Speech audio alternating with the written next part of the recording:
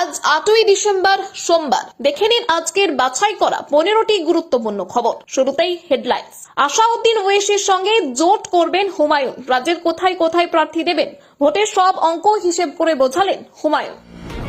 গীতা পাঠের পর এবার 1 লক্ষ কণ্ঠে কোরআন পাঠের ঘোষণা হুমায়ুন কবিরের। দম থাকলে করো, গীতা পাঠ শুরুর আগেই ব্রিগেডে বিস্ফোরক দিলীপ। রাজ্য সরকারের অনুমোদনে বাবরি মসজিদ হচ্ছে, মুখ্যমন্ত্রী হিন্দু বিরোধী, খোঁচা শ্রমিক ভট্টাচার্যের।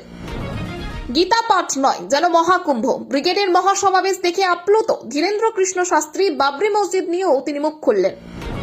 বাংলা পলিটিক্সের সমস্ত খবর প্রতিদিন সকালে দেখতে সাবস্ক্রাইব করুন আমাদের বি পলিটিক্স চ্যানেলটি। এবার আসছি বিস্তারিত সংবাদে।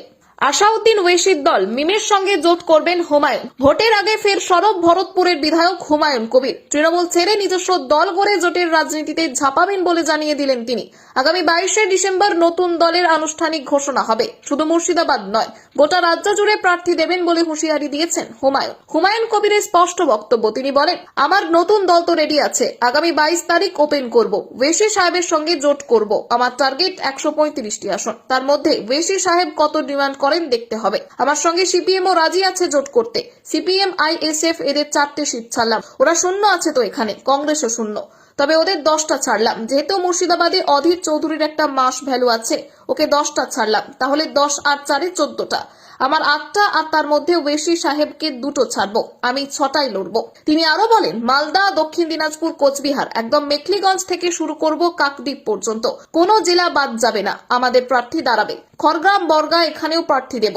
ওরা যদি ভাবে শুধু মুসলমানদের পার্টি বানাচ্ছে, ভুল ভাবছে। রাজনৈতিকভাবে উৎখাত করাই কাজ। এই বক্তব্যের পরে রাজনৈতিক মহলের প্রতিক্রিয়া এসেছে। বিজেপি নেতা দিলীপ ঘোষ তিনি বলেছেন, যত খুশি আসনে লড়তে পারে, ভোট আসছে তাই দাম বাড়াতে হবে।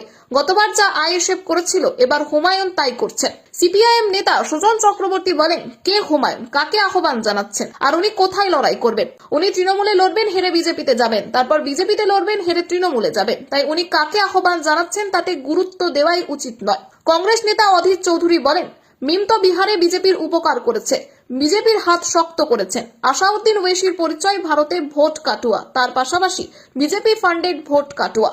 হুমায়ুনের এই ঘোষণার পর রাজ্য রাজনীতিতে নতুন জল্পনা শুরু হয়েছে। বিশেষ করে সংখ্যালঘু অধ্যুষিত জেলাগুলিতে তৃণমূলের ভোটে ভাগ বসানোর সম্ভাবনা তৈরি হলো।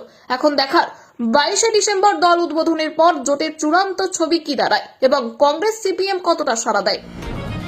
গীতা পাঠের পর এবার 1 লক্ষ কণ্ঠে কোরআন পাঠের ঘোষণা হুমায়ুন কবিরের। ভরতপুরের বিধায়ক তথা নতুন দলের প্রতিষ্ঠাতা হুমায়ুন কবির বিজেপির গীতা পাঠ কর্মসূচির পাল্টা হিসেবে আগামী ফেব্রুয়ারি মাসে মুর্শিদাবাদে 1 লক্ষ